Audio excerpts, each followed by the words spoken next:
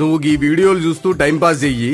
గా రేవంత్ ఏమో నమ్మకానికి మరో పేరుగా నిలుస్తున్నాడు, మంచి పేరు తెచ్చుకుంటున్నాడు. ఇప్పుడు ఏమైందని గంతడావిడి చేస్తుర్రు? సీఎం రేవంత్ తనని నమ్ముకున్న వేం నరేందర్ రెడ్డికి రాజ్యసభ ఇచ్చిండు. గింతకీగా ఏం నరేందర్ రెడ్డి ఎవరు? మా సారుకు సొంత చెల్లెనే గుర్తులేదు. పార్టీ కోసం కష్టపడినోళ్ల పేర్లే గుర్తుండవు. మీరు పక్క పార్టీ వాళ్ళ పేర్లు చెప్తే ఏం గుర్తుకొస్తది?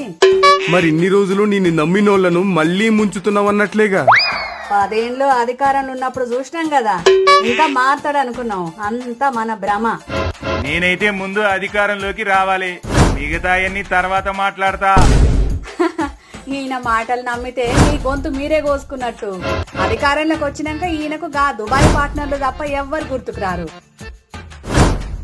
ఇన్ని రోజులు వేరే వాళ్ళు చెప్తే ఏందో అనుకున్నా, ఇక నిన్ను నమ్మితే మేం కూడా ఖతమైనట్టే. చూసినవా సారు, నీ నిజ స్వరూపం తెలిస్తే ఒక్కరు కూడా ఉంటలేరు.